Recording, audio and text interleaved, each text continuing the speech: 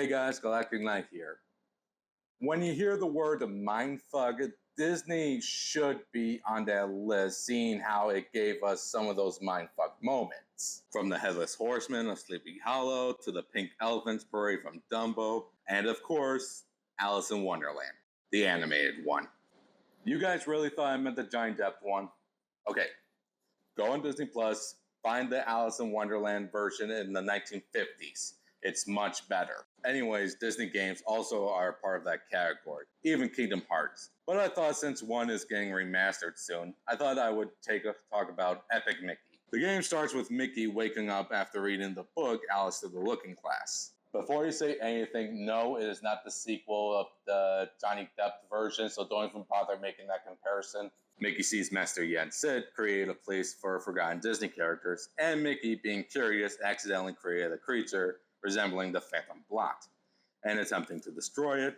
Upon seeing Yen Sid approaching, Mickey quickly tries to clean up the mess, but in a haste spills the entire thinner bottle onto the paint spillage as he flees back into the house. The monster, having survived Mickey's attempt to destroy it, enters the model through a portal created by the paint and thinner mixture, taking the bottle of thinner with it. After decades of fame following the incident, Mickey has forgotten about what had happened until what appears to be the ink monster enters his home through the mirror and abduction, bringing him into the ruined, forgotten world now known as Wasteland. Now Mickey has to figure out how to defeat the Blot and get back home. On his journey, Mickey comes across the leader of the Gremlins, Gus, which I looked up from the 1940s and not these. And they come across other characters on their journey, like Horace Horsecollar, Clarabelle Cow, and many more. According to the game, it's kind of sad these characters are forgotten, because I definitely remember these characters. I've seen them in other Disney shows and enjoyed watching them. I think Goofy had a thing for Clarabelle in some of them, but I don't know if other people have forgotten them or something. There were also animatronic versions of Mickey's friends You Have to Help, but hopefully no one would think of doing a horror game around that idea. Then again, after what happened to Winnie the Pooh and Steamboat Willie Mickey, I'm not holding my breath. There's also another villain called the Mad Doctor that I definitely don't remember, but maybe I'm not a diehard Disney fan that I thought I was. I mean, with a lineup of forgettable Disney characters, I'm surprised the cast of Who Framed Roger Rabbit wasn't on that game. Unless Judge Doom is an alternate version of the Phantom Blot, and the thinner in the game is actually another version of... Oh god, I should stop. And like most people that got this game, this was definitely my introduction to Oswald the Lucky Rabbit.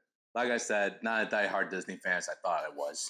Plus, Oswald is kind of hit and miss for me. One, he's jealous of Mickey's fame, which is understandable. I do like that he helps Mickey and lives happily ever after in the end, but I don't know. I think you can make a character like this backstory a little meaner, or have him be like Shadow from Sonic Adventure 2. Like, there's a misunderstanding and team up in the end, but again, that's just a nitpick. Plus, he has a sanctuary called Mickey Junk Mountain. I have no jokes for that. That is a cleverly funny setup. I guess I can also talk about some of the designs of each world in the game, seeing how each world is basically a nostalgia trip with a little bit of a dark tone.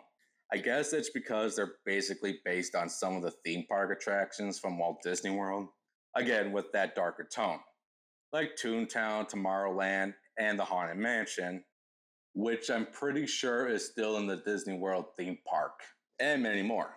It also pays homage to Disney's Fantasia's Sorcerer's Apprentice, which shows Mickey as a mischievous child.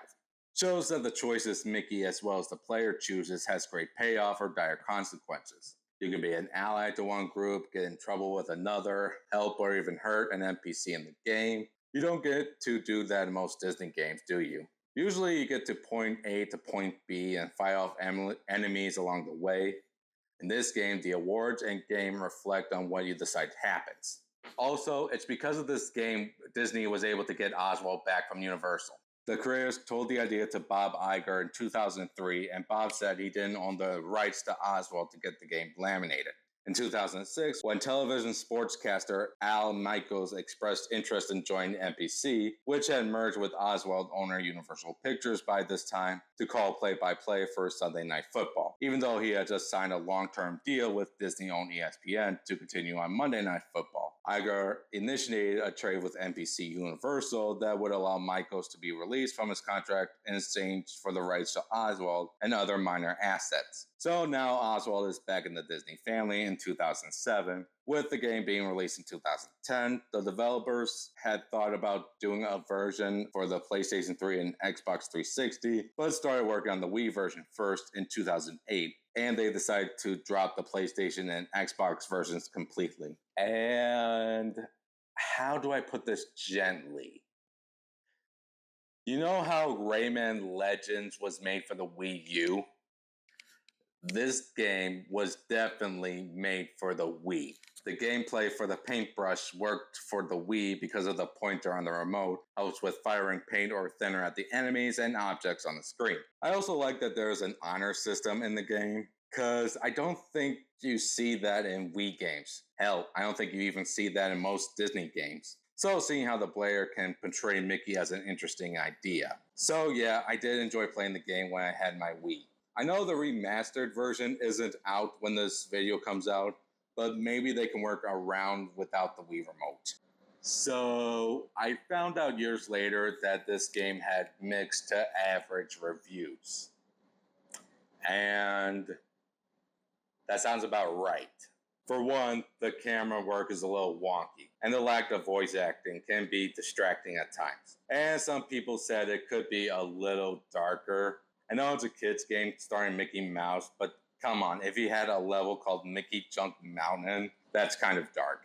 You can go a little further though, but yeah, it's a good kid's game, for even a Disney fan like myself. I also saw that this game also had 2 sequels, which I don't know if I had a chance to check out, but I did see that they also had mixed to average reviews, and I guess the game is getting remastered later on, so I can check that out soon. Also, is Doug Walker's doing another Disney-cember. He has to do a video about Epic Mickey, or at least the remaster since it's coming out in later consoles. So yeah, this is one game that has a really dark nostalgia feel to a character like Mickey Mouse. Any other thoughts you had about this game? Well, write them down in the comments below and tell me if this was an epic game worth playing. I'm Galactic Knight, and I'll see you guys next time.